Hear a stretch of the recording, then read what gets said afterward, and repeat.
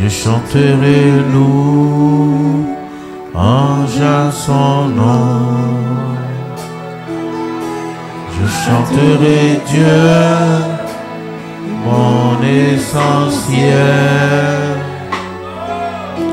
Je chanterai en l'honneur de son nom.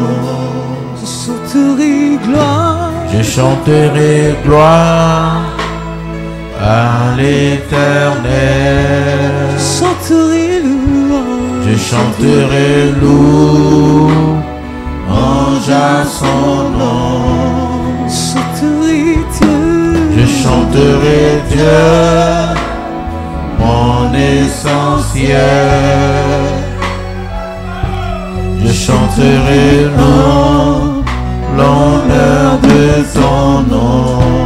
Je chanterai gloire. Je chanterai gloire à l'Éternel. Je chanterai louange à son nom. Je chanterai Dieu, mon essentiel.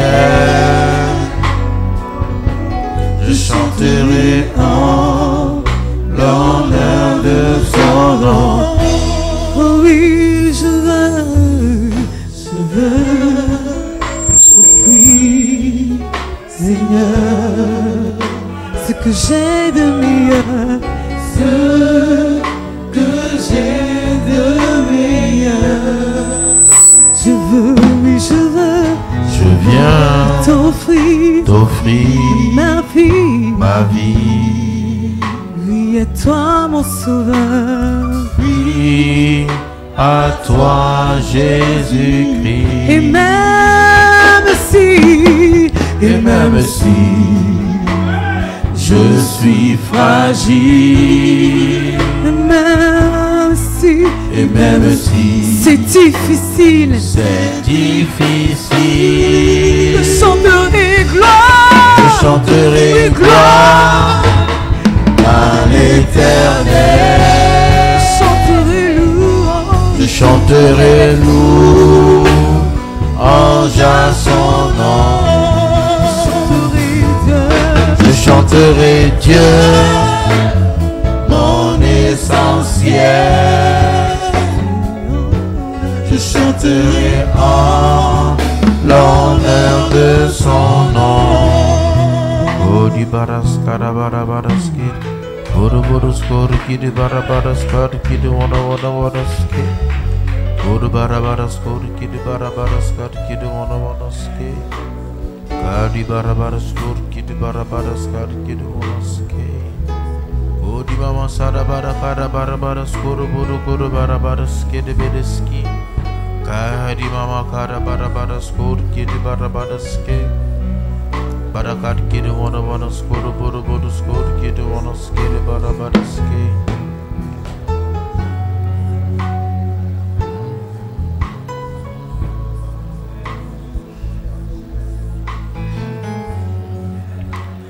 Merci Seigneur pour ta grâce et ta bonté à notre égard.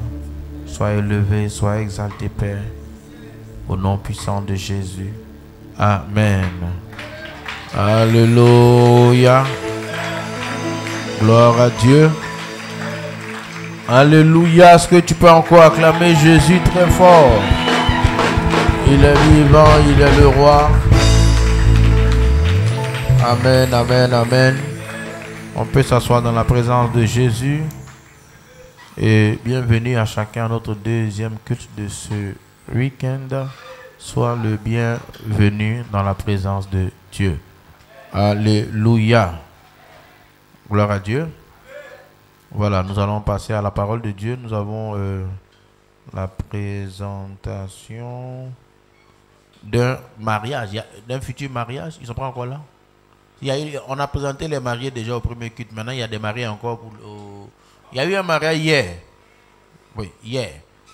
Il y aura un autre mariage encore samedi. Waouh. Est-ce qu'ils sont là? Ok, je vais demander à Adeline Kouakou Sylvain de venir devant simplement.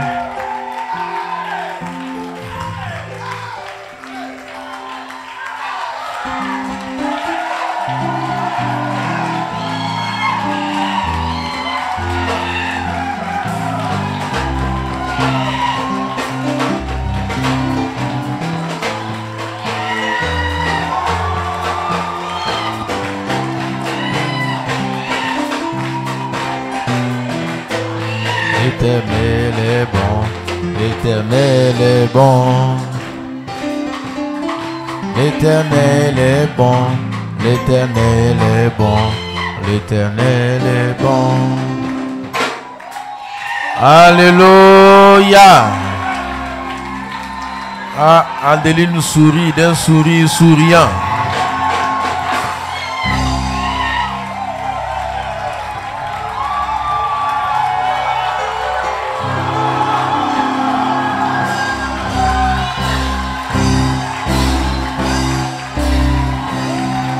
Voilà. Amen. Voilà, donc Sylvain et Adeline nous convient à leur mariage 18 novembre 2023. Amen. À la mairie de San Pedro à 11h, n'est-ce pas, suivi de la bénédiction ici à l'église. Amen. Alléluia. Voilà, donc c'est le samedi 18. Dis un voisin, sois là. Voilà, alléluia. Parce que souvent dans les mariages, j'ai remarqué que les gens vont à la mairie et puis ils vont directement attendre où on mange. Ils ne viennent pas à l'église. Mais ce n'est pas ton cas. Amen. Ils sont plus à la où on mange même que souvent à la mairie et puis chose. Avec les sachets pour emporter tout et tout. Mais bon, nous c'est pour Dieu là qui est important. Amen. Donc, samedi prochain à 11h ici à l'église, à la mairie à 11h et suivi ici à l'église. Alléluia. On peut acclamer le Seigneur pour la grâce qu'il leur fait d'entrer dans le mariage, de régulariser leur situation. Et c'est tout un témoignage. Amen. C'est un témoignage qui sera... Ouais, un témoignage P24. Oui, ceux qui connaissent, ceux qui comprennent, comprendront. La prière que nous faisons en ligne est très puissante et chacun doit s'y attacher. Amen. Qui participe à la prière? En ligne, sur Zoom. Qui ne participe pas encore? Bon, mais pourquoi? Bon, levez la main. Pasteur Kofi, vous les regardez. Voilà, vous le voyez à la fin. Pasteur Kofi, il va vous expliquer comment faire pour pouvoir accéder. Il y a tout. Il y a mariage, délivrance, guérison, travail. Tout par la prière et rien sans la prière. Amen. Il faut participer. Hein? Il ne faut pas s'amuser avec ça. Il ne faut pas s'amuser avec ça. Amen. Voilà, nous allons parler de la fidélité ce dimanche. Et je vais lire un passage dans le livre de Daniel, chapitre 6. Je ne sais même pas ce que je lis tellement tout est intéressant dans Daniel. Daniel, c'est un livre qui est vraiment intéressant. C'est vraiment, il y a plein de rebondissements. Shadrach, Meshach, Abednego dans la fournaise. Le songe de Nebuchadnezzar. Daniel dans la fosse au lion. Il y a beaucoup d'histoires là-dedans. Je ne sais pas laquelle même choisir. Donc je vais surfer ça et là. Mais je vais lire l'histoire de Daniel dans la fosse au lion. Pour raccourcir Daniel était au service du roi Darius. Il était avec Nebuchadnezzar, ensuite il était avec Belshazzar et ensuite il était avec Darius. Et son succès a amené beaucoup de jalousie. Son succès a amené beaucoup d'envie. Et les gens étaient jaloux de lui parce que Dieu le faisait réussir en tout. Et avec cette jalousie, ils ont cherché à le faire tomber. Et même plus que ça, ils ont cherché à nuire à sa vie. Mais Dieu n'a pas permis. Et c'est ce que nous allons étudier ce matin. Et donc, si on va dans Daniel chapitre 6, quel serait le bon passage? Je vais aller au verset 10. Et donc, les ennemis de Daniel avaient déjà vu le roi pour qu'il vote une loi interdisant l'adoration de tout autre Dieu autre que le roi. Et le roi n'a pas analysé, il a signé le papier. Donc il a dit, lorsque Daniel sut que le décret était écrit, il se retira dans sa maison où les fenêtres de la chambre supérieure étaient ouvertes dans la direction de Jérusalem. Et 3 fois le jour, il se mettait à genoux, il priait et louait son Dieu, comme il le faisait auparavant. Alors ces hommes entraient tumultueusement et trouvaient Daniel qui priait et invoquait son Dieu. Puis ils se présentèrent devant le roi et lui dit, au sujet de la défense royale, n'as-tu pas écrit une défense portant que quiconque dans l'espace de 30 jours adresserait des prières à quelque Dieu ou à quelque homme excepté toi serait jeté dans la fosse au lion? Le roi répondit, la chose est certaine, selon la loi des Mèdes et des Perses qui est immuable. Il prit de nouveau la parole et dit au roi, Daniel, l'un des captifs de Juda, n'a tenu aucun compte de toi, ô roi, ni de la défense que tu as écrite, et il fait sa prière 3 fois le jour. Le roi fut très affligé quand il entendit cela et il prit à cœur de délivrer Daniel jusqu'au coucher du soir. Il se força de le sauver, mais ses hommes insistèrent auprès du roi et lui dirent, sache au roi que la loi des Mèdes et des Perses exige que toute défense, tout décret confirmé par le roi soit irrévocable. Alors le roi donna l'ordre qu'on amena Daniel, qu'on le jeta dans la fosse au lion. Le roi prit la parole et dit à Daniel, puisse ton Dieu que tu sais avec persévérance te délivrer. On apporta une pierre, on l'a mis sur l'ouverture de la fosse. Le roi la scella de son anneau et de l'anneau de ses grands, afin que rien ne fût changé à l'égard de Daniel. Le roi se rendit ensuite dans le palais où il passa la nuit à jeun. Il ne fit venir point de concubine auprès de lui, il ne put se réveiller au sommeil. Le roi se leva au point du jour avec l'aurore. Il alla précipitamment dans la fosse au lion et s'approchant de la fosse, il appela Daniel d'une voix triste. Le roi prit la parole et dit à Daniel, Daniel, serviteur du Dieu vivant, ton Dieu que tu sais avec persévérance, a-t-il pu te délivrer des lions? Et Daniel dit au roi, roi, vis éternellement, mon Dieu a envoyé son ange et a fermé la gueule des lions.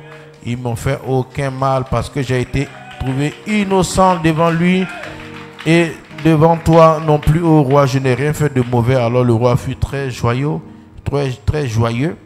Et il ordonna qu'on fût sorti Daniel de la fosse. Daniel fut retiré de la fosse. On ne trouva sur lui aucune blessure parce qu'il avait de la confiance en son Dieu. Le roi ordonna que tous ces hommes qui avaient accusé Daniel fussent amenés et jetés dans la fosse aux lions, eux, leurs enfants et leurs femmes. Avant qu'ils fussent parvenus au fond de la fosse, les lions les saisirent et brisèrent tous leurs os. Terrible. Ouais. C'est-à-dire que souvent aussi, ils ont mis leur famille dans les problèmes comme ça. Amen. Et donc l'histoire de Daniel, la phrase qui me touche, c'est que lorsque le roi est venu, il dit, Daniel, serviteur du Dieu vivant, ton Dieu que tu sais avec persévérance a-t-il pu te délivrer des lions? Voici comment le roi appelle Daniel, comment il le qualifie. Il dit, serviteur de Dieu vivant et ton Dieu que tu sais avec persévérance. La persévérance, ici, ça parle de la fidélité. Ton Dieu que tu sais avec attachement. A-t-il pu te délivrer? Une des choses qui était retenue dans la vie de Daniel, c'était que c'était un homme de Dieu et qui était fidèle dans ses engagements vis-à-vis du Seigneur. Et quand ils ont voulu maintenant même comploter contre lui, ils ont cherché à savoir où est-ce qu'on va trouver des fautes dans la vie de Daniel. Ils n'ont pas trouvé. Ils ont dit, mais une chose est sûre, où on peut l'attraper, c'est dans sa vie de prière. Parce que ça, il ne manque jamais à sa prière. Donc, on sait que si on met un piège là, parce qu'on pourrait mettre un piège ailleurs, il n'allait pas se rendre là-bas. Si on mettait un piège dans un maquis, quoi que ce soit, il n'allait pas aller. Mais on dit la seule chose que Daniel va jamais cesser de faire, c'est sa communion avec Dieu. Et donc comme c'est ça, on sait que même s'il y a une loi, parce qu'on sait lui et ses amis, quand ils commencent leur affaire de Dieu, il ne faut pas plaisanter avec. Il ne faut pas plaisanter avec. Et ils ont fait signer le décret qu'il fallait prier aucun autre Dieu, aucune divinité pendant 1 mois. Et qu'est-ce qu'il a fait? Il n'a pas cessé. Et il priait 3 fois par jour. Et ce qui est si intéressant, c'est qu'il était obligé, il pouvait même fermer la porte de sa maison pour prier. Mais il a ouvert les fenêtres, comme à son habitude, et il s'est mis à prier 3 fois le jour. Et c'est ce caractère de fidélité que la Bible dit, que Dieu dit, qui est important et qui peut nous conduire très loin. Daniel était caractérisé d'un serviteur de Dieu et d'un homme fidèle. Alléluia. En quoi il était fidèle? Il a dit que Daniel priait 3 fois le jour. Bien aimé, tout chrétien qui veut aller loin dans sa vie doit apprendre à être fidèle dans sa communion avec Dieu. Et j'en profite pour encourager tous ceux qui ne participent pas aux prières 24. Il faut prier. Vous savez, la fidélité dans la prière, la fidélité dans la communion à Dieu, ou bien la prière, la communion à Dieu, c'est le premier élément que l'ennemi veut retirer dans la vie d'un enfant de Dieu. Si on veut éteindre la lumière dans la vie d'un chrétien, on va éteindre sa communion avec Dieu. Et le reste, ce serait une question de temps. Mais Daniel a su que c'est là qu'on voulait toucher. Et il a dit que jamais, c'est-à-dire que pour rien au monde, frère, s'il y a quelque chose que tu dois jamais abandonner, c'est ta vie de communion avec Dieu. Et je crois que dans le monde séculier, nos cousins d'à côté, où ils se font remarquer, c'est dans leur façon de prier. J'y étais avant. On ne s'amusait pas avec la prière. Il fallait prier et on était menacé si on ne priait pas. On nous menaçait, il fallait prier à 6 heures, il fallait prier à 14 heures, il fallait prier à 16 heures, il fallait prier à 18 heures, il fallait prier à 21 heures, il fallait prier avant de dormir chaque jour. Qu'il pleuve, qu'il neige, même si tu es couché, il y a la forme de prière pour ceux qui sont couchés, qui sont paralysés, il y a tout. Si tu ne peux pas te lever, il y a toutes les formes, même étant couché, même étant, il y a tout. Ils prennent ça comme quelque chose de sérieux, mais en vérité c'est sérieux. Mais nous, dans la nouvelle alliance, puisqu'on se dit on peut prier en tout temps, on est rentré dans un genre de facilité et les chrétiens ne prient plus. Lorsque j'étudie la prière, ce que tu dis la communion avec Dieu, ce n'est pas un choix. Il dit tu vas adorer le Seigneur ton Dieu. Tu vas adorer. Il n'a pas dit si tu veux, il faut l'adorer. Tu adoreras le Seigneur ton Dieu. C'est au présent de l'impératif présent, c'est un ordre. Bien aimé, si c'est un ordre, quand Dieu donne un ordre là, souvent on pense que Dieu donne un ordre parce que ça va lui faire un grand bien. Peut-être. Mais les choses où Dieu nous met en garde, c'est pour nous-mêmes. Dieu, il ne peut pas changer, il ne change pas, il est le même hier aujourd'hui éternellement. Qu'on prie, qu'on ne prie pas, il ne grandit pas, il ne diminue pas, il n'est pas plus Dieu, il n'est pas moins Dieu. Mais une chose est sûre, lorsqu'il dit à quelqu'un, continue de le faire, c'est pour notre bien. Et Daniel, malgré toutes ses occupations qu'il avait au palais, il était, je ne sais pas, il était un homme élevé au palais. Beaucoup de chrétiens, c'est quand il y a la galère sur eux qui sont assidus dans la prière. Quand ils commencent à être élevés,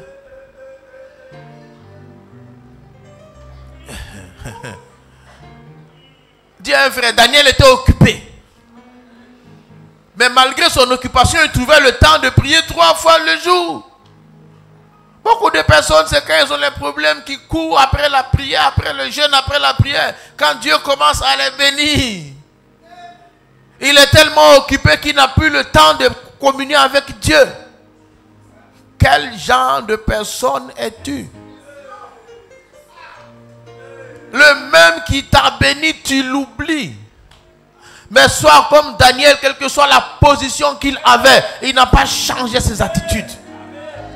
Et tout le monde a vu que même s'il est l'heure de prier, selon Daniel, s'ils sont en réunion, Daniel est capable d'arrêter la réunion pour aller se mettre à genoux pour communier avec Dieu. Il n'a pas honte de prier son Dieu. Il n'a pas honte de déclarer que son Dieu est Seigneur. Il n'a pas honte d'avoir les choses de Dieu avec lui.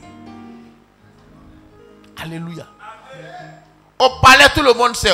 Au palais, tout le monde sait que cet homme-là, quand son heure arrive, on va arrêter la réunion, lui va aller prier.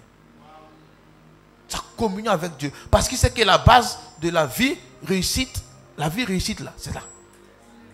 La base de l'échec aussi, c'est enlever cela. Vous savez, si on veut éteindre la lumière dans toute la ville de San Pedro, on n'a pas besoin de casser les ampoules de chaque maison. Il faut couper l'arrivée du courant qui amène le courant dans toute la ville, tout sera noir.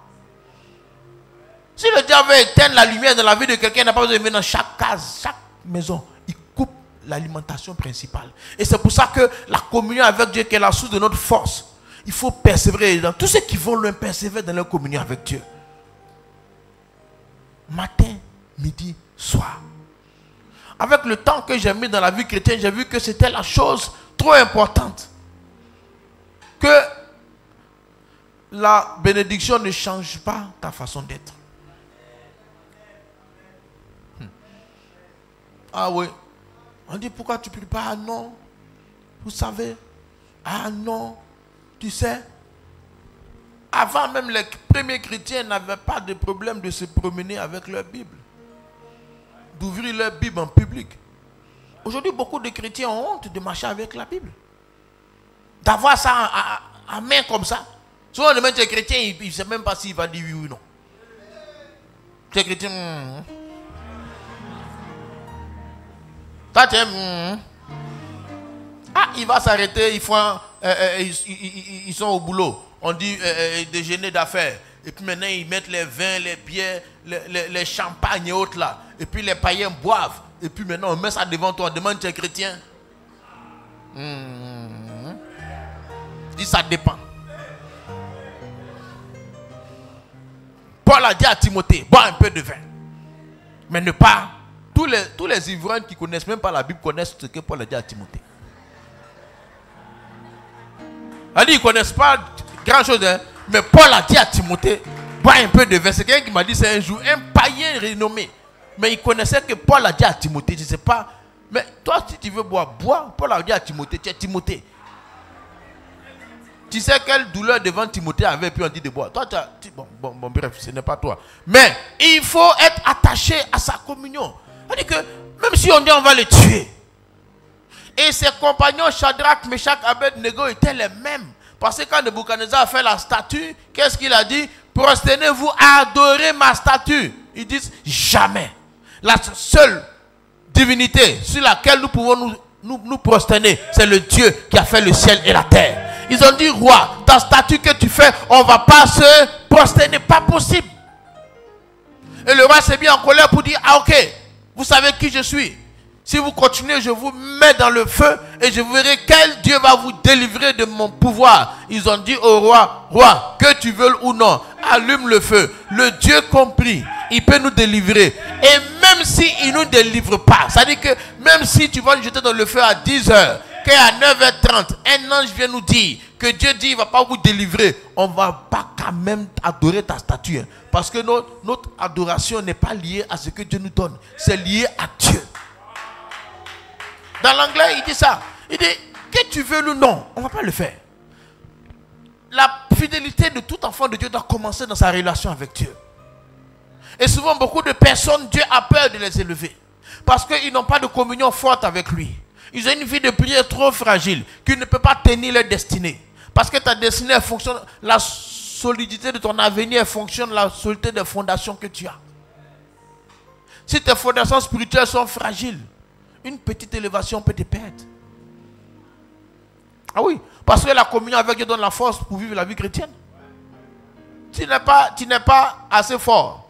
Tu dis, Seigneur, donne-moi un poste de DG ou de PDG. Mais là-bas où on va, ils boivent les vins, les champagnes et autres. Ton onction même là, tu es en train de lutter. Tu as dit que, arrive là-bas, tu as oublié même que tu es chrétien. Quand vous partez dans les milieux élevés, ça j'en ai entendu parler, vous savez, dans le monde est perverti. Quand tu vois les ministres qui voyagent là, ils ne voyagent pas avec leurs femmes. Oui, leurs femmes sont là derrière. Mais il y a toujours un contingent de maîtresses et autres qui les accompagnent pour adoucir la mission.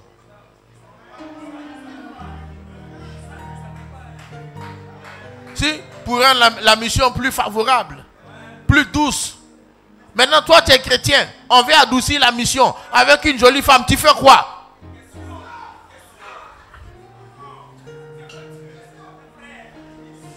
On va adoucir la mission. On va te donner une femme de mission.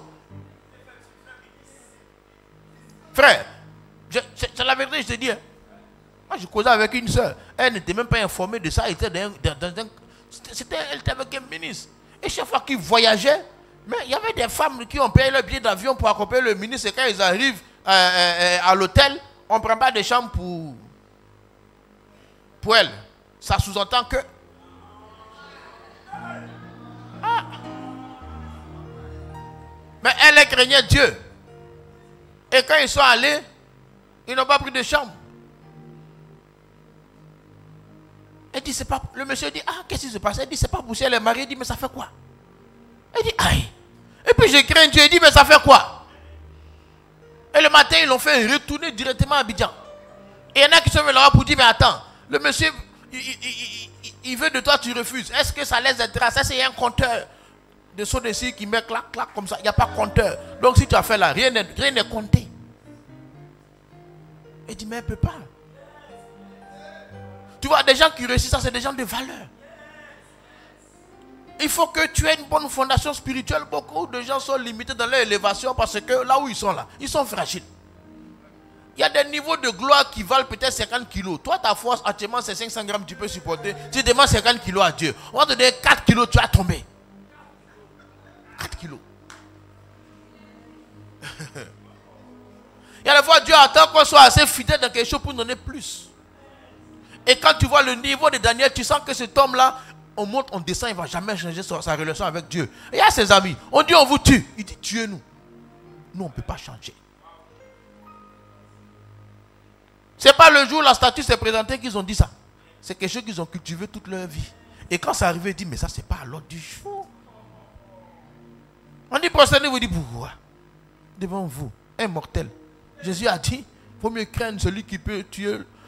On ne craint pas celui qui tue le corps et puis qui ne peut pas faire quelque chose de plus. Mais on craint celui qui peut tuer le corps et puis jeter l'âme dans le feu. Toi, si tu as trop fait, tu m'as mis dans le feu. Mais celui que j'adore là, lui, il peut me mettre au paradis. Toi, devant mon corps, tu ne peux plus rien faire. Je vais craindre qui? Celui qui peut me jeter dans le feu ou celui qui peut que tuer mon corps? Mais ça, c'est quand il y a une communion forte avec Dieu que ces choses-là sont... Daniel était fidèle là-dedans, fidèle dans son attachement à Dieu. Beaucoup d'entre nous sont bloqués à des stades d'avancée parce que leur communion avec Dieu n'est pas stable. Il dit, Seigneur, donne, donne, donne. Il dit, mais attends. Tu connais le niveau de position? Sa vie est menacée. Tu as déjà vu un lion? Quand on dit on va mettre Daniel dans la fosse au lion, ce n'est pas une fosse au chat. C'est une fosse au lion. Est-ce que tu as déjà vu un lion? Dis, on a déjà vu un lion. Ah, la télé, frère. Tu sais que si tu vois un lion vis-à-vis, tu peux fuir. Même le lion du zoo, il y a quelques années, il avait maigri, mais il faisait peur. Non, il ne mangeait pas bien, mais il fait peur même. La première fois que j'ai vu un lion, peut-être j'avais 10 ans. Je ne peux jamais oublier. Jamais. On partait au zoo. Et j'avais regardé Tarzan. Tarzan, c'est battre les animaux. Donc, dans mon cœur, j'ai dit, quand on arrive au zoo, si le lion sort, je saute, j'attrape son cou, je fais ceci, je fais cela. C'est moi seul qui ai pensé à ça. Je n'ai pas dit à quelqu'un. Quand on est arrivé au zoo, que j'ai vu le lion, j'ai dit, c'est quelle folie qui m'a pris, puis j'ai pensé à ça. Allez, frère, les lions font peur. Et on dit à Daniel, on va te mettre là. Pourquoi? Arrête simplement de prier. Juste 30 jours. Ou à la limite, ferme la porte. Cache-toi. Il dit, lui, jamais. Jeune homme, jeune fille, Dieu veut t'élever. Mais il regarde ta communion avec lui. Ta force n'est pas assez faible. Il y a un niveau d'argent. Si ta communion avec Dieu n'est pas forte, tu ne peux pas tenir. On dit tu touches 150 000, tu dis tu es fidèle à ta femme. Gloire à Dieu. Hein? Mais si tu as eu 4 millions là. Bon, il y en a même pour 150 000 déjà, mais c'est un pointier. Et puis toi, Dieu va te donner 1 million.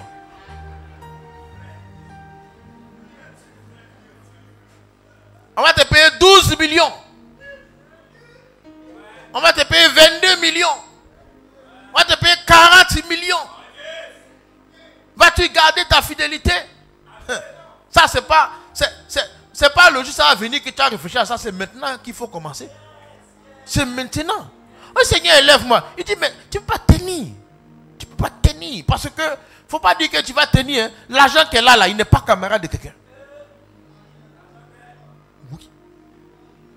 Non, il n'est même pas ami de quelqu'un. Parce qu'une fois que l'argent vient, tu fréquentes des niveaux élevés, des gens élevés. Tu vois, tu peux changer de choses, changer tes habits, changer ta voiture, changer tout. La seule chose qui va rester, c'est ta femme maintenant, si tu la changes ou non. Ça dit, tu changes tout. Et il y en a quand ils ont tout changé maintenant, c'est la femme, ils regardent.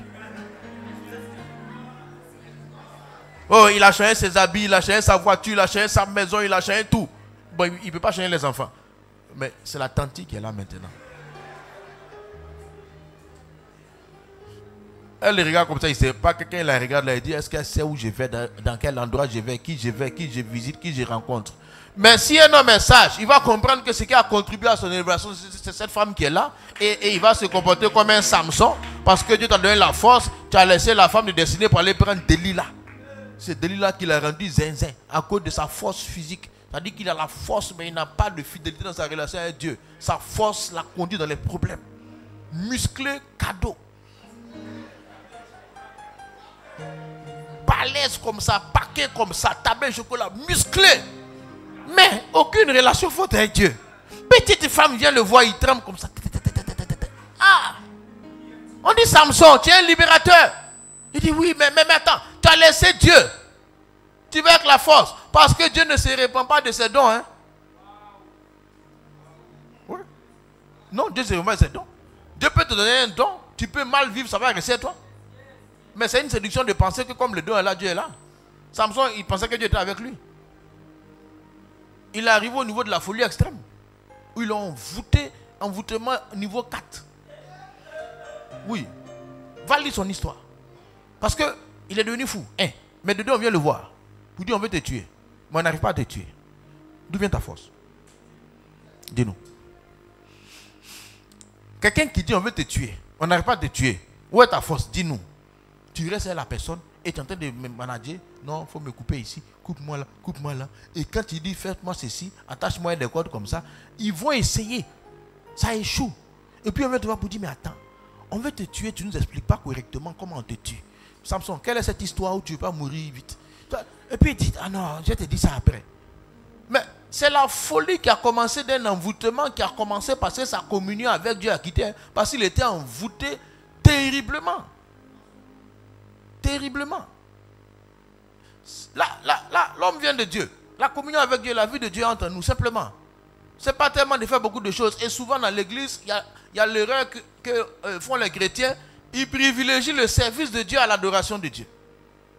Jésus a dit, tu vas adorer le Seigneur ton Dieu, puis tu vas le servir après. Il n'a pas dit, tu vas servir d'abord, tu vas adorer ensuite. On adore et puis on sert. On se prosterne et puis on sert. On s'abaisse et on sert.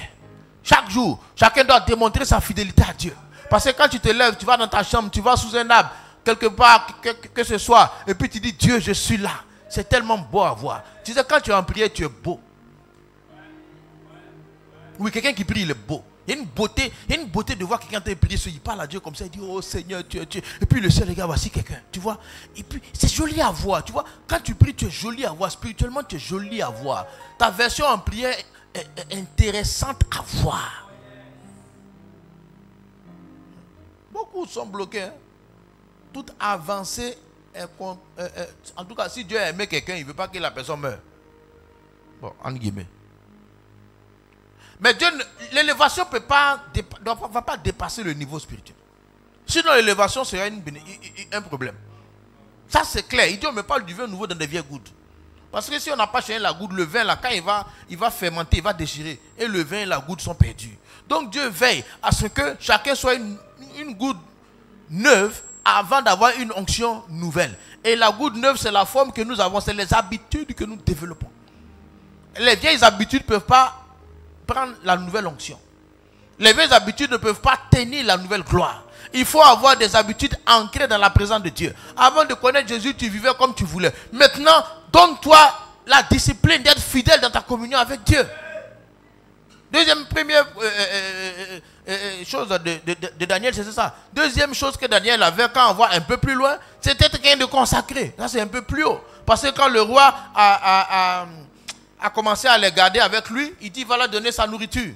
Et Daniel a résolu de ne pas se souiller avec la nourriture du roi. Parce que dans sa conception, la nourriture du roi était souillée. Ce n'est pas qu'un aliment est souillé, mais c'est que Daniel avait décidé de ne pas se compromettre. Oui. Il ne peut pas se souiller. Lui, il est consacré depuis sa naissance. Il est consacré, ses parents lui ont dit qu'il est à part, qu'il ne doit pas se mélanger.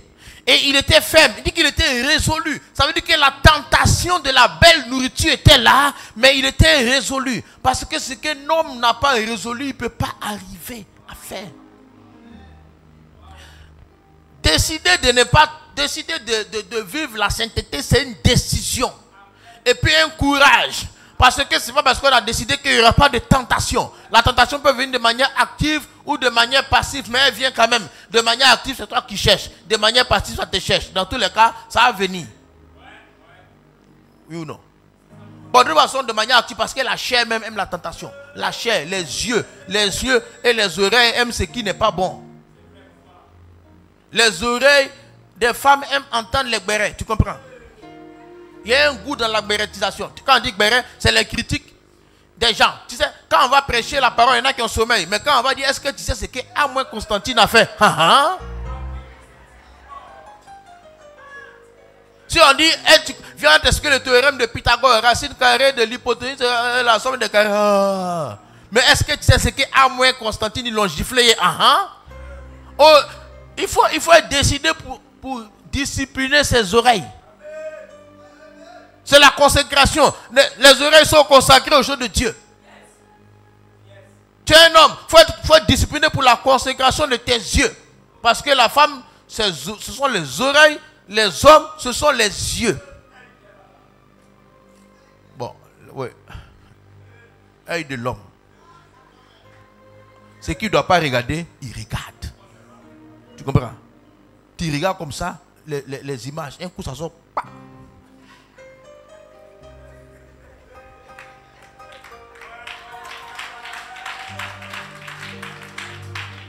Daniel dit, il ne se souille pas.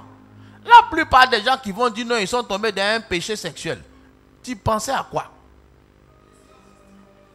Tu ne peux pas dire que tu pensais à Daniel dans la fosse lieu puis tu es tombé dedans.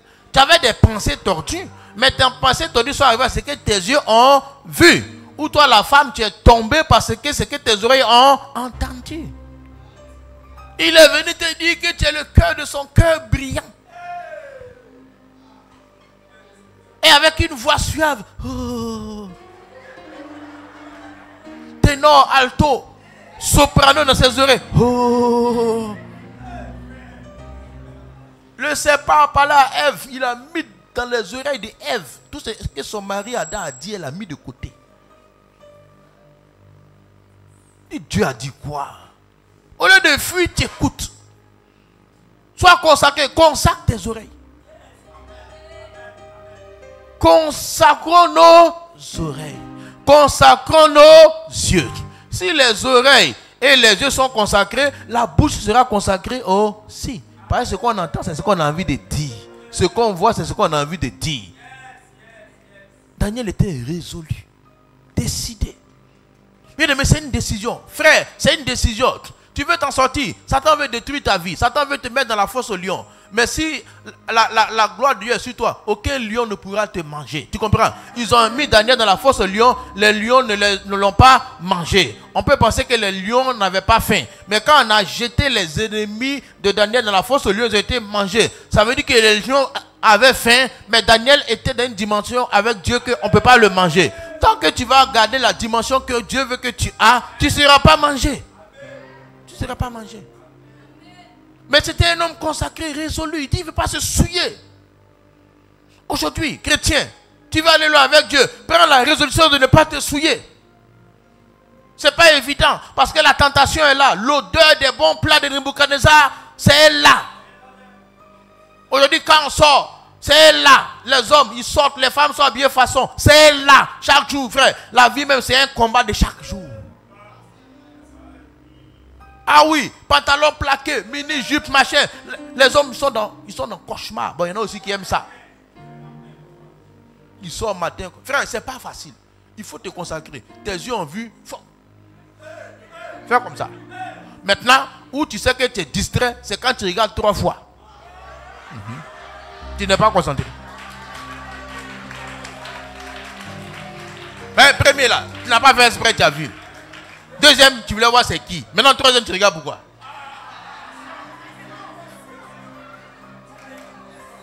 Hein? Premier, tu n'as pas. Ça t'a surpris. Tu es étonné, tu dis, mais c'est qui ça? Maintenant, troisième là, c'est pourquoi. C'est film maintenant. C'est devenu film. Tu as observé la forme, le fond, le teint, les choses. Maintenant, l'incendie que tu vas créer sur toi là-haut. Tu as éteint ça comment?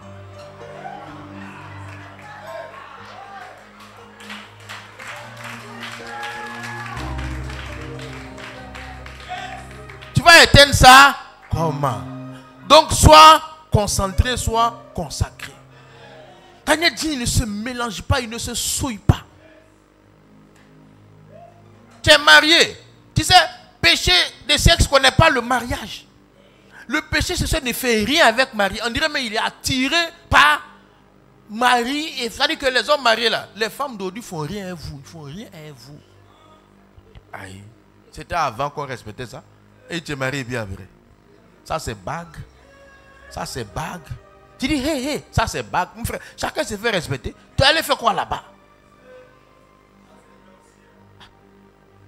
Quelqu'un qui est consacré, il veille à où il est. Ce qu'il entend, ce qu'il voit. Il ne faut pas s'amuser. Si tu es dans le monde, c'est qu'il le fait, attention. Et puis, je te donne un topo. Hein. Si tu as une collègue de travail qui a même foi, même temps que ta femme, fais attention. Tu vas dire que tu t'es trompé de femme. Mais tu n'as pas trompé ta femme. C'était même forme, même taille, même teint, même chose. Attention. Ça, c'est la vérité. Hein. Ça dit de façon, ou bien servante, tu as pris servante, même forme, fais attention. Tu regardes le modèle de ta femme, tu prends son opposé. Madame, toi aussi tu prends servante là, il faut choisir. Voilà, il faut choisir. Tu vois. Toi-même tu te vois, non? Et puis il faut choisir par rapport à toi. Bah, tu sais que ton modèle qu'on a choisi. Maintenant tu allais mettre deuxième dans la maison.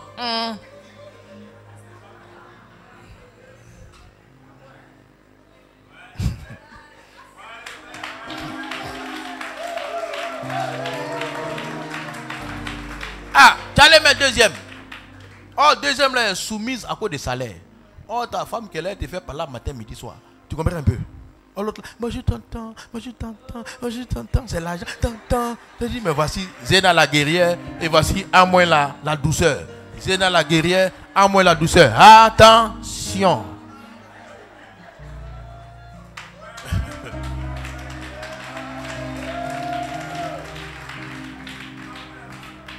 Consacrons nos yeux, nos oreilles. Daniel était consacré, donc il était fort. Parce que quand on laisse des choses, ça nous, c'est comme on laisse, si tu vois des choses que tu ne dois pas voir, ou tu entends des choses que tu ne dois pas entendre, c'est comme si on t'a piqué une flèche ici, ou là, et le sang commence à sortir. C'est pour ça que les gens commencent à entendre ce qu'ils ne veulent pas entendre. Au départ, ils résistent, et puis à la fin, ils se laissent emporter. Ils rentrent dans la causerie. Toi, tu as dit que tu n'allais plus jamais faire de béret. Maintenant, le premier béret où tu avais la force de sortir de la bérétisation, tu es resté dans le béressage, et maintenant, tu es devenu animateur-chef. Toi-même, tu es étonné. Mais en fait, c'est parce que quand ça a commencé, tu n'as pas fui. Il faut fuir pendant que tu as la force de fuir. Parce qu'à un moment donné, la force est difficile. Si ce n'est pas la grâce de Dieu. Une année, il y a des frères qui étaient allés évangéliser. Bon, aussi, je ne sais pas ce qu'ils lui ont appris. Ils sont allés évangéliser quelque part à Djamé où il y a les prostituées là. Et ils ont dit, voilà, évangéliser les prostituées là, une à une. Lui, il est rentré là-bas. Son frère qui était assez mature, quand il a réfléchi, il ne voit pas l'autre qui sort. Il ouvre la porte, tu vois, la femme là est déboutonnée, le frère en crise. Il dit, hey!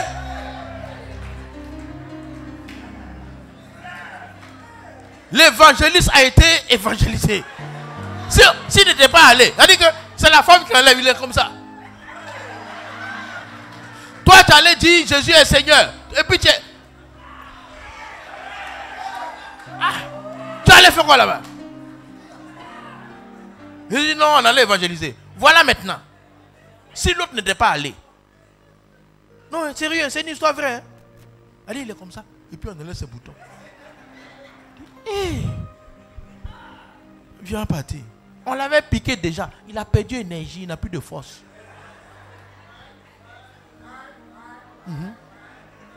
Et quand on blesse quelqu'un, il y a hémorragie, il perd la force. Si tu as vu quelque chose qui n'est pas bon, tu ne quittes pas là, tu vas perdre la force. Si tu pars, ça se... Comment on dit ça même? Cicatrise, tu vois, non? Mais si tu restes là, pour dire que toi tu es quelqu'un, fais attention, hein. Tu connais Sansu, non? Sansu là, lui, il pique et puis il suce le sang. Mais pour que ton sang continue à sortir, il injecte un anticoagulant, hein? Anticoagulant, oui. Ah si, parce que le sang coagule naturellement. Sansu pousse l'anticoagulant et puis ça sort. Mais une fois que tu enlèves Sansu, ça sèche. Si tu restes au contact des gens, il met anticoagulant et puis ça sort. Ça sort, ça sort, ça sort, ça sort, ça sort, ça sort, ça sort. C'est collé sur toi. Il faut tirer pour enlever. Moi, Sansu m'a piqué un jour. C'est une petite piqûre comme ça, et puis c'est fini. Il y avait une plaie, j'étais jeune, on partait chercher la nourriture, des lapins dans un bas-fond. Puis j'avais une plaie à la cheville. Et puis pendant qu'on était de nettoyer, j'ai entendu senti une petite piqûre, puis c'est fini. Et puis on nettoie, on ramasse. Et puis quand on est sorti, j'ai enlevé mes bottes. Le voici gonflé comme ça, gorgé de mon sang. Et on a tiré, même pour quitter c'est difficile. Quand on a tiré, le sang a coulé un peu, ça s'est arrêté, on a écrasé, rempli de sang. Mais la première piqûre que j'ai sentie, c'est la première. Après ça, je n'ai plus rien senti, mais il est en train de me vider. Donc quand tu n'es pas consacré, tu vas te laisser vider inutilement. Toi, tu es enfant de Dieu. Tes amis, c'est des païens qui trompent leurs femmes. Tu vas te faire vider. Oui. Tu vas te piquer. Oh, donc, tout le monde trompe sa femme. Moi, je me souviens, quand j'étais ici, il y avait un chose là. Un Marocain. Bizarre, un vieux qui n'est même pas sage même. Il était petit comme ça. Et puis, il avait sa chose, comment ça s'appelle? Sa vendeuse. Et puis, je lui présentais pour dire, écoute, prends ma vendeuse, tu as sorti elle. Je dis, non, moi, je ne vais pas aider. Oh, non, toi aussi, il n'y a pas compteur là-bas. Il me dit, il n'y a pas compteur. Qu'il n'y a pas un compteur pour compter, pour savoir si j'ai fait. Parce que s'il y a un compteur, quand tu vas voir ta femme, regarde le compteur. Quand elle a laissé, c'était à 8. Elle vient, c'est 12. Elle dit, ah, 4 là, c'est guidé où? Tu comprends, non? Mais si on met compteur, c'est bon aussi. Hein? Les femmes vont vérifier compteur là chaque jour. Chaque matin, elle dit, amène ton dos, on va voir. Oui, on était à 44. Mais pourquoi c'est à 54? Tu as expliqué? Mais il dit, il n'y a pas compteur. Donc c'est entre toi et elle. J'ai dit, mais t'es pas bien. Mais je l'ai fui. Parce qu'il banalise des choses sérieuses. Mais en restant là, en entendant ça, tu t'imagines un peu, frère, Samson s'est amusé. Daniel était un homme décidé. Hein? Fidèle dans ses principes. Et n'attends pas de dire que quand Dieu va t'élever que tu seras fidèle dedans. C'est où Dieu n'a même pas encore commencé à t'élever que tu dois montrer à Dieu que tu es quelqu'un. Parce que ne faut pas attendre. Tu vas attendre longtemps si tu attends que quand ça va arriver que Dieu va t'élever. Non, Dieu ne veut pas nous perdre. Les petits refus d'aujourd'hui amènent les grands accomplissements de demain. Mais petite Delilah, regarde tes yeux, regarde tes yeux. Regarde-toi. La zinzin. Et il dit, Seigneur, élève-moi. Et toi, tu sais que Dieu va t'élever. Quelqu'un qui va t'élever là. Il commence. C'est-à-dire que Daniel avait 16, 17 ans. Quand j'analyse, je parle, quand je prêche, je dis, regarde des enfants de 16 ans qui disent que ce que leur papa leur a montré ne peut pas changer. Ils sont fidèles à ça. Et ils ont eu plus de force, plus de sagesse, plus de révélation, plus de gloire. Sois constant dans ta communion avec Dieu. Sois constant dans ta consécration. Consacrer, ça veut dire ce pourquoi tu es et ce pourquoi tu n'es pas. Il y a des choses qu'il ne faut pas faire. Si tu rentres dans des endroits bizarres, il ne faut pas faire. Si tu rentres et les choses, le péché sexuel là, ça vide la force. Amertume, cœur amer, vide la force. Les gens qui viennent te rappeler qui t'a fait du mal, parce qu'il y a des gens qui sont bons dedans. Hein.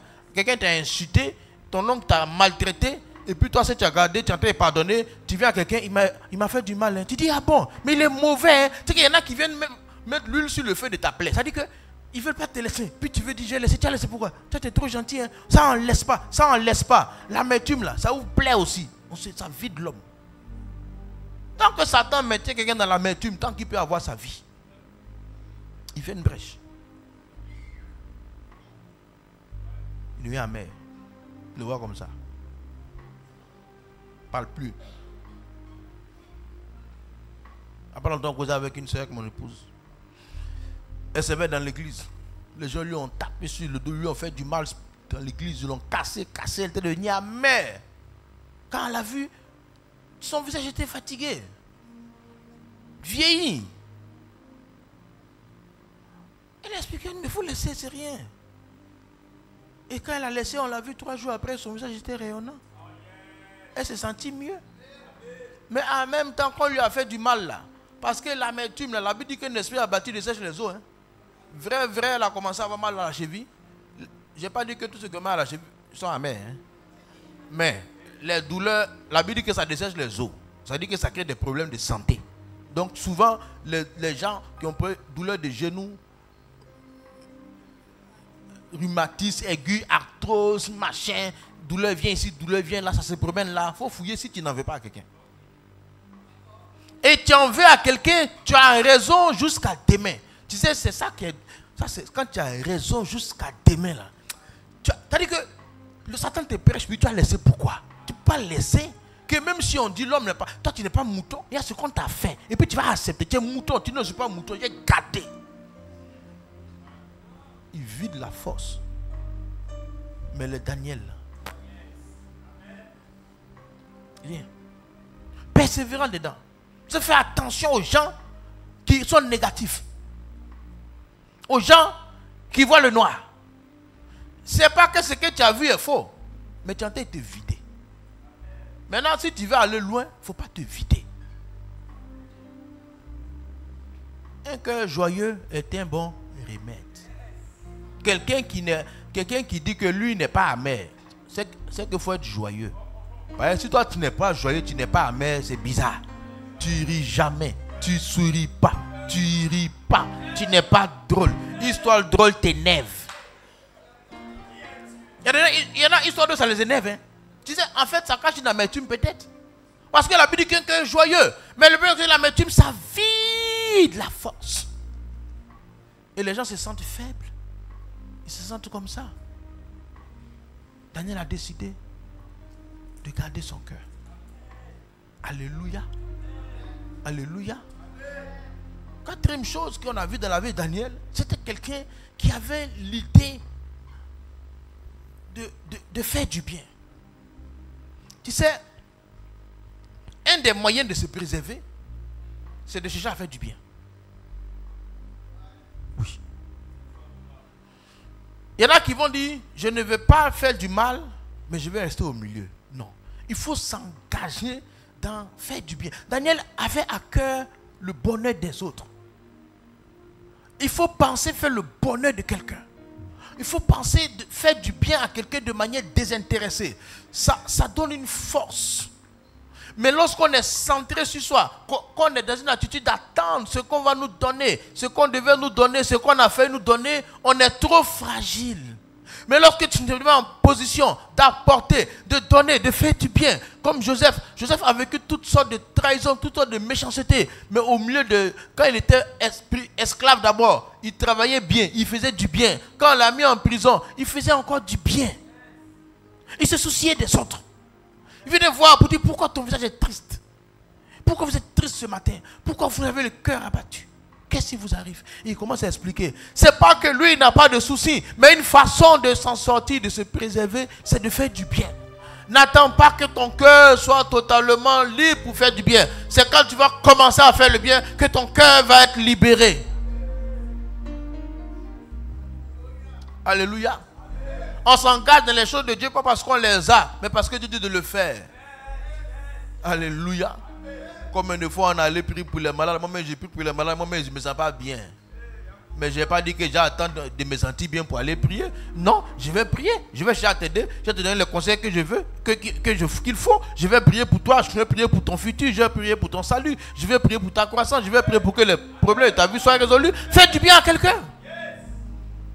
Si tu peux donner de l'argent, donne. Mais au moins tu peux prier pour quelqu'un.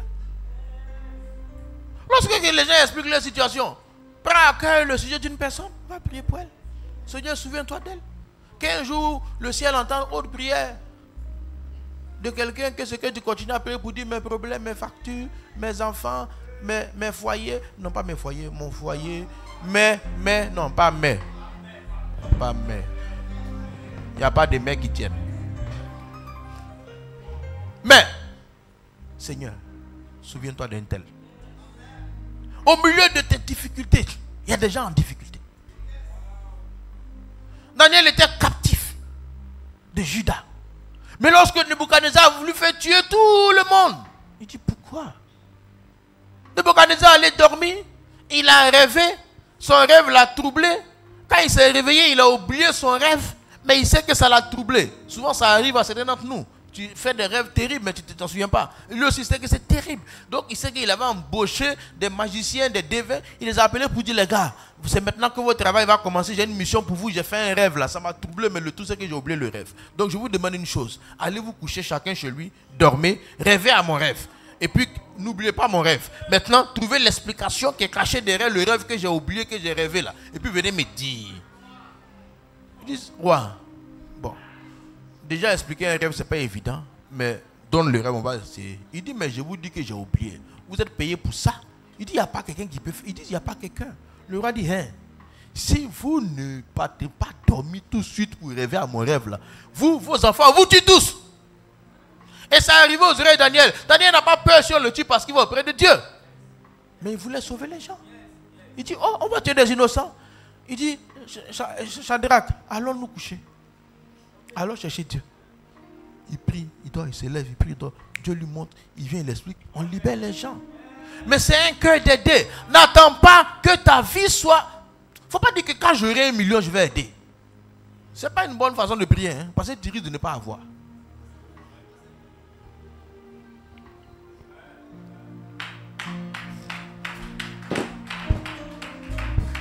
Amen. Si un jour tu vas manger dans un restaurant que tu as fini de manger, il faut laisser un pourboire. Tu connais pourboire? Le plat a coûté 7 000. Tu as donné 10 000. On t'a rendu monnaie. Non, ça a coûté 7 700. On t'a donné 2 300. Avant de partir là, tu peux laisser au moins 300 ou bien 1000 francs sur la table. Il y en a qui vont dire, mais mes problèmes ne sont pas encore finis. Non, il y a quelqu'un qui sera content. Et parce que tu vas donner la joie à quelqu'un, c'est une bonne chose. Ne sois pas de ceux qui attendent les monnaies, même 25. C'est-à-dire qu'il y en a qui sont terribles. C'est-à-dire qu'ils vont attendre la monnaie jusqu'à... On dit, il n'y a pas de monnaie. Il dit, vous êtes des voleurs, se donnez mes 100 francs. On dit, ah, Dieu. Même ces 25 ne restent pas quelque part. Non. Si, on a te donné qu'il n'y a pas. Tu dis, prenez madame. Elle va dire merci. Faire du bien aux gens, c'est une bonne chose. Il faut apprendre. On n'a pas donné des millions, hein, mais dans ce que tu as, apprends à donner. Ne dis pas le jour que j'aurai, je donnerai. Dieu dit, il regarde ce qu'on a pour donner plus. Comme, essaie de rendre quelqu'un heureux. Essaie. Moi, personnellement, je me force à le faire. Personnellement. Je fais tout pour essayer de faire pour rendre quelqu'un heureux. Si je garde la voiture, quand le gars sort, je peux donner 1000 francs, je peux donner 500, pas donner 100 francs. Avant, je donnais 100 francs. Avant, je donnais 100 francs. Mais aujourd'hui, je peux donner plus que 100 francs. Et puis aujourd'hui, 100 francs, ne peut pas payer beaucoup de choses. Non. Donc, quand tu donnes 100 francs à quelqu'un, en fait, ce n'est pas grand-chose.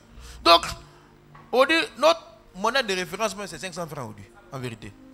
Dans la norme, c'est 500. Donc, il faut donner 500. Il va dire, merci, Dieu te bénisse. Tu fais du bien. Et comme ça, là, sois fidèle. On n'a pas eu de distribuer tout. Mais la Bible dit que celui qui arrose sera arrosé. C'est-à-dire que quand tu vas commencer à vouloir le bien des autres, toi aussi, il y a des gens qui vont se battre pour ton bien. Comme Daniel voulait le bien des autres, Darius aussi s'est battu pour le bien de Daniel. Il a voulu le sauver. Ce n'est pas son parent.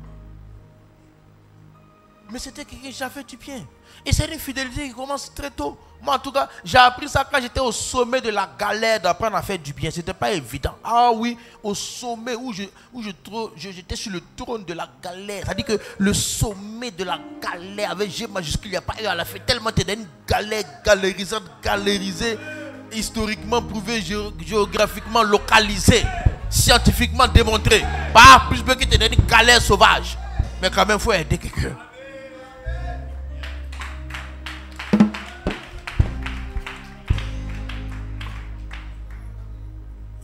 persévérant là-dedans.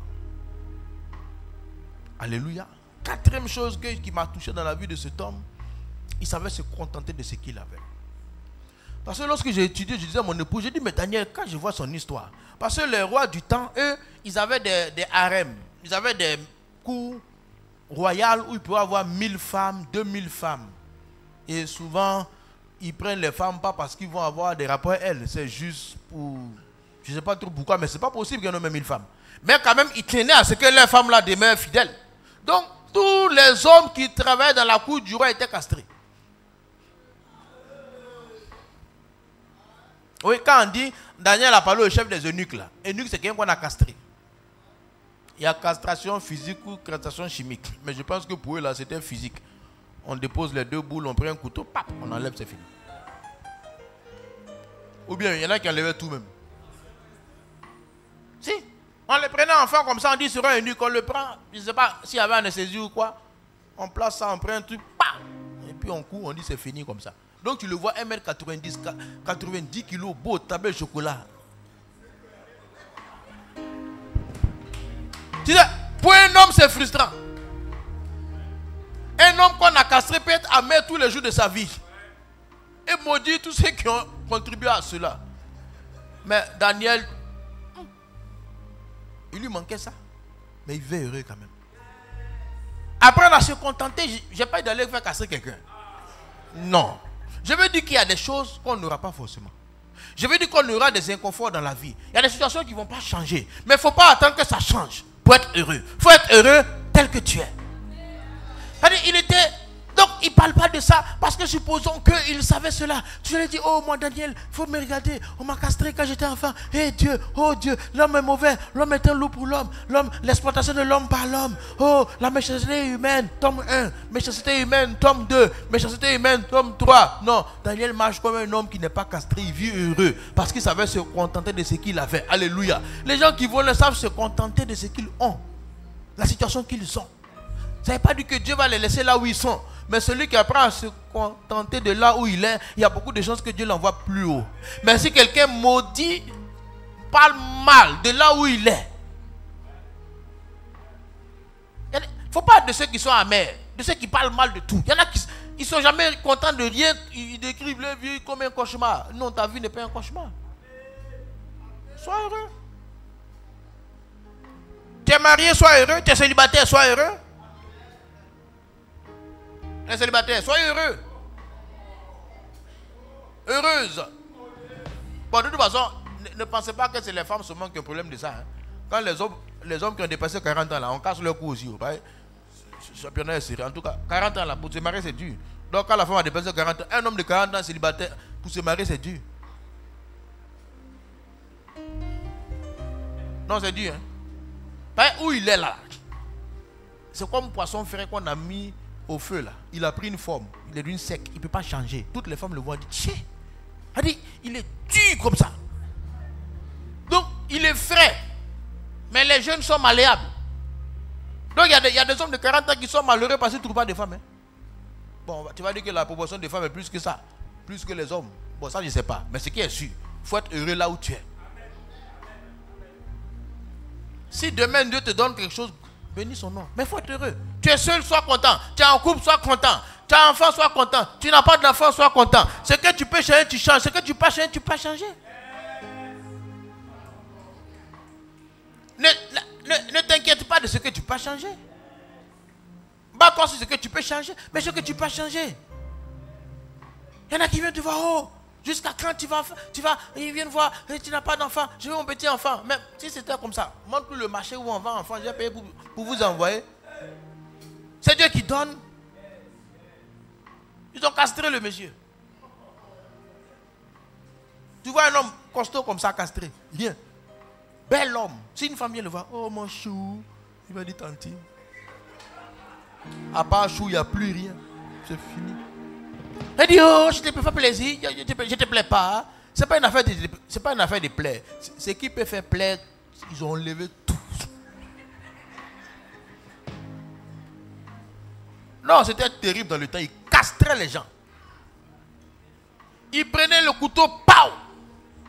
Chez le roi, parce que le roi n'avait pas de concurrence. C'est 1000 femmes là. Parce qu'il paraît qu'avant, dans la maison du roi là, les enfants là ressemblaient trop aux travailleurs de la maison. Il a 1000 femmes, non. Il y a un enfant qui ressemble au cuisinier. Il y a un autre qui ressemble au gardien. Il y a un autre qui ressemble au jardinier. Le roi dit ça là. Tous ceux qui sont ici là, on va vous castrer. Là, il n'y a plus de doute. Il n'y a pas de test ADN. Si ce n'est pas là, ce n'est pas là. Parce que ces 1000 femmes, il était jaloux quand même de ces femmes. Donc les derniers étaient castrés. Bon, si tu ne crois pas, c'est que, où est la femme de Daniel? Où sont ses enfants? Non, dans le temps, les gars étaient radicaux. Hein. Au palais du roi, il n'y avait pas de concurrence. Mais malgré ça, sa communion avec Dieu, sa vie avec Jésus, tu ne peux pas. Peu importe là où tu es, peu importe ce que tu vis, sois quelqu'un de persévérant là où tu es. Sois quelqu'un de joyeux là où tu es. Ce que tu as, gloire à Dieu. Ce que tu n'as pas, mais ce que tu n'as pas, tu ne peux pas changer. Alléluia. Ce n'est pas tout qu'on a. Moi, quand j'étais plus jeune, je voulais faire 1m75. Je n'ai pas pu. J'ai fait comment? Je suis malheureux pour ça? Non. Non, je voulais faire 1m80 même. Hein. Et quand j'étais enfant, je vais me coucher comme ça, puis je dors. Je dis que peut-être j'aime les prendre 2 cm. Rien. Maintenant, les gens même qui n'ont pas pensé à ça, voici taille ils ont eu. Souvent, tu apprends des gens comme ça, puis tu regardes de haut comme ça. Il dit, pardon, il faut reculer. L'homme cherchait à grandir, il n'a pas bien grandi. C'est toi qui viens me rappeler. Parce que tant que je suis seul, j'ai l'impression que je suis grand. Tu comprends? Maintenant, c'est quand quelqu'un s'approche de toi, et puis tu regardes de haut, tu dis, recule. Tu viens me rappeler que je n'ai pas eu assez de taille.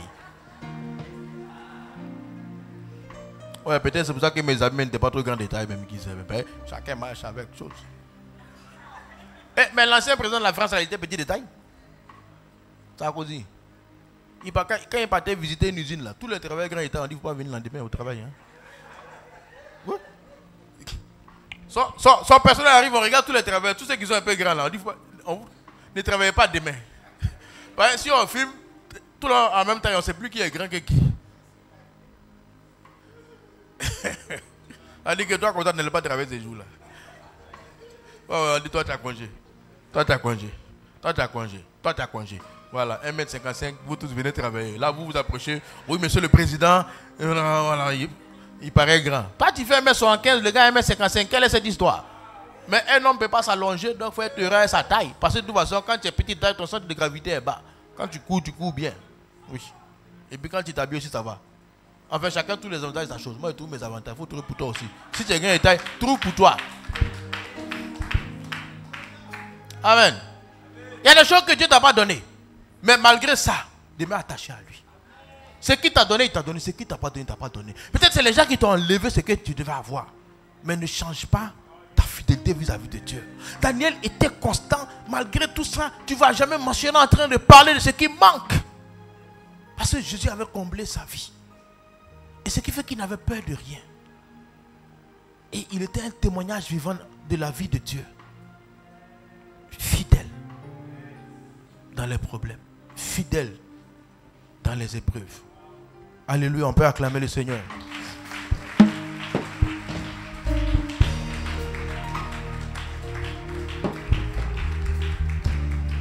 On a vu combien? 4. Premier, la communion. Deuxième, la consécration. Troisième, faire du bien aux autres.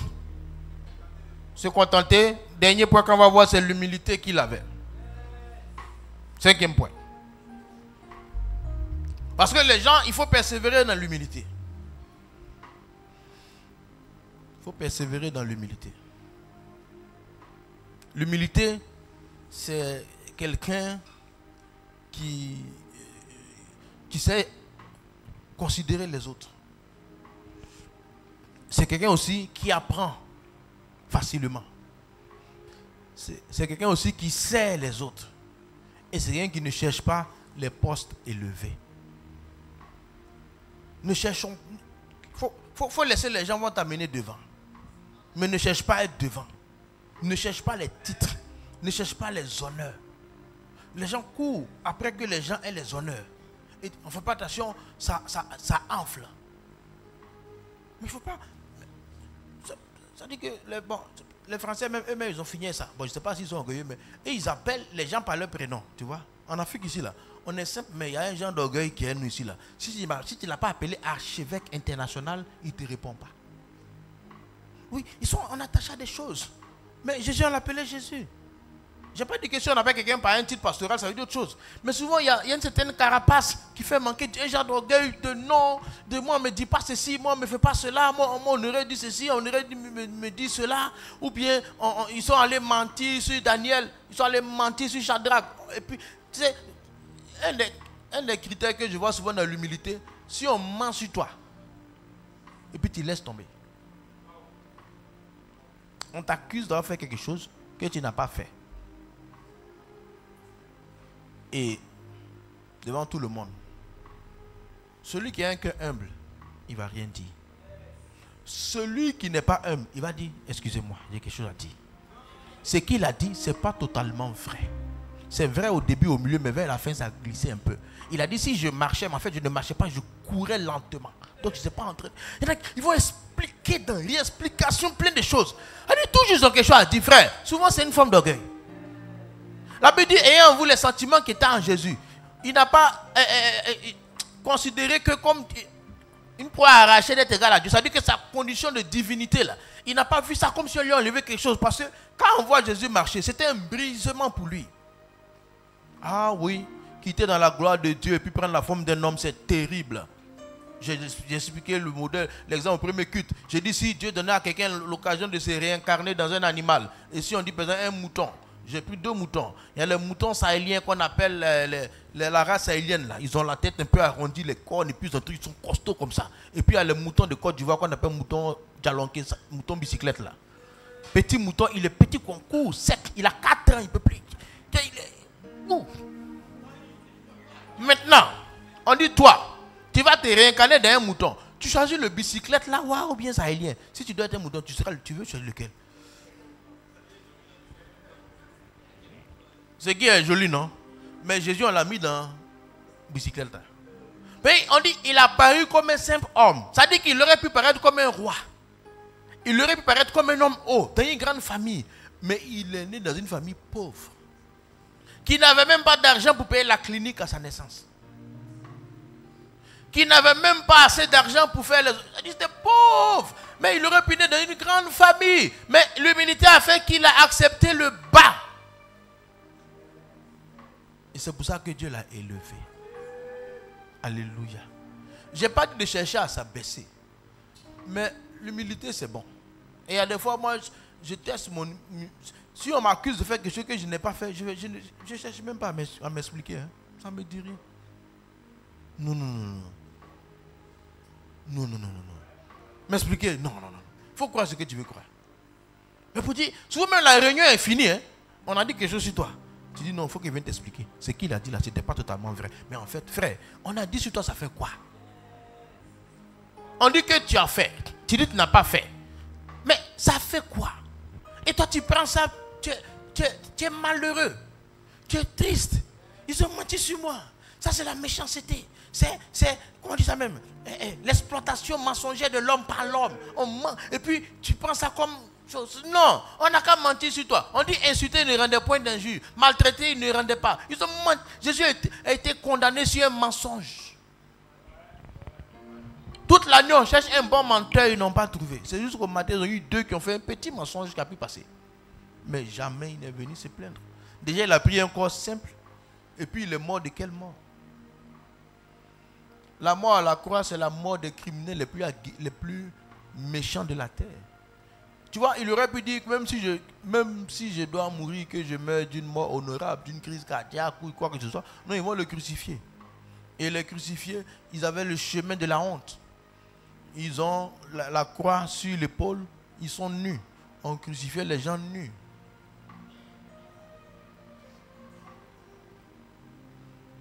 C'est pour la pudeur que les croix de Jésus, on lui met un cache-sexe. Hein. Sinon, en vérité, le corps qu'il avait était nu. Il dit, ah Dieu, tu vas m'humilier encore, même dans la mort encore nu. Mais l'humilité, c'est la porte de l'élévation. On a dit, on n'a pas dit, on devait dire, on a failli dire. C'est pas grave. Ce qui compte, c'est le point de vue que Dieu a sur toi. Si Dieu a un bon point de vue sur toi, c'est l'essentiel. Si toi, tu ne me connais pas, que tu penses que je suis comme ça, moi, Dieu sait qui je suis, comme je suis. Et c'est ça qui est beaucoup plus important. Je n'ai pas à m'expliquer. Le jour où Dieu va vouloir relever ma tête là, il va relever ma tête. Quand ils ont pris Joseph, qu'on l'a mis en prison comme un violeur, il n'y a pas quelqu'un pour le défendre. Il va expliquer quoi à qui? Toi, l'esclave, tu vas dire que c'est ta patronne qui te cherchait. On va dire quand même, prends-nous au sérieux. Et on l'a mis sous l'étiquette de violeur. Mais, il n'est pas venu s'expliquer. Arrête de t'expliquer. Arrête de te défendre. Arrête de vouloir avoir raison. Arrête de vouloir toujours avoir raison. Arrête. Ça ne sonne pas bien en haut. C'est toi que tu as dit. Oui, mais, non, mais, à peu près. Tu es embrouillant. Tu embrouilles les gens. Ça fait un bruit infernal. On dit lui qui insultait ne rendait pas un juge, maltraité ne rendait pas. Mais il s'en remettait à celui qui juge. Que Dieu seul soit ton juge. Que Dieu seul soit ton défenseur. Ce qui est sûr, si on a menti sur toi, autant convenable, quand on va te lever là, rien ne restera. Et il faut être fidèle là-dedans. C'est pour ça que souvent les gens sont calmes. C'est parce qu'ils n'ont rien à dire. Mais ça ne sert à rien de se défendre. Personnellement, il ne faut pas chercher à se défendre. Bon, tu as dit quoi? Il dit si on te juge un jour, il faut attendre l'autre jour.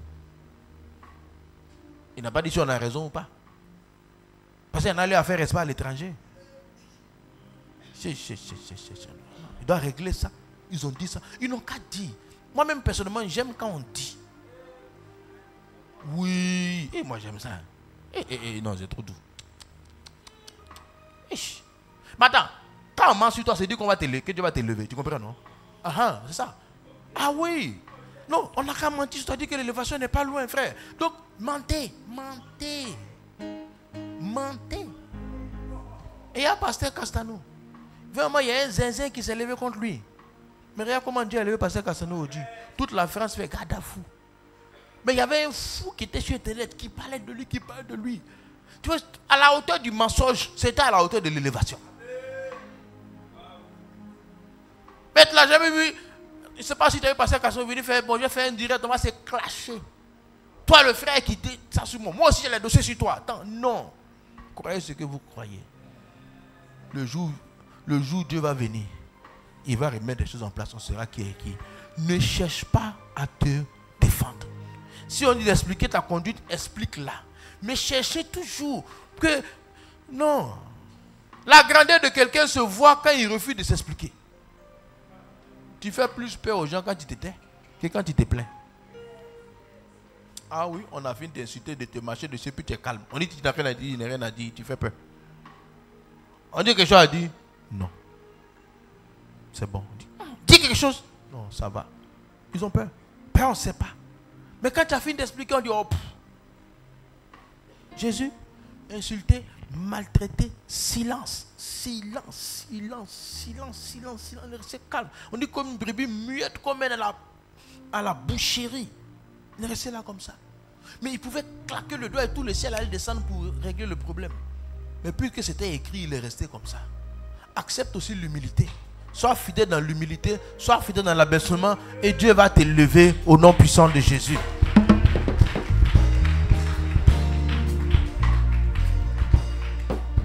Plus on est humble, plus on peut tenir au sommet.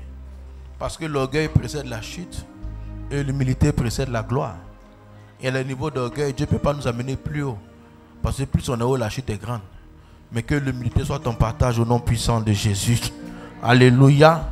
Première attitude que Daniel avait, c'était un homme de prière, un homme de communion avec Dieu. La deuxième, c'était un homme de consécration. Il avait consacré son corps. La troisième, c'était quelqu'un qui s'intéressait aux autres. Et il était content de là où il était. Ou il se contentait de là où il était. Et il y avait une certaine humilité dans sa vie. Que ces choses-là, chacun persévère dedans. On peut échouer aujourd'hui, mais demain, il faut reprendre. On peut échouer demain, mais après-demain, il faut reprendre. Il faut persévérer là-dedans. la persévérance, la fidélité va faire que les gens vont témoigner que Dieu est avec toi. Et au temps opportun, Dieu va relever ton visage. Ceux qui avaient menti sur toi, ceux qui avaient fait des choses, tout va apparaître au grand jour. Et les gens verront qu'ils se sont trompés. Que ce soit cette année, que ce soit dans 5 ans, que ce soit dans 10 ans, tôt ou tard, Dieu va relever ton visage. Il va réécrire ton histoire. Il va changer ton témoignage. Et ton nom sera beaucoup plus grand, beaucoup plus considéré. On verra que tu es une personne de valeur, une personne qui compte, une personne sur qui Dieu peut bâtir, une personne sur qui les gens peuvent s'appuyer. Parce que tu montes de la valeur. Alléluia. On peut acclamer le Seigneur.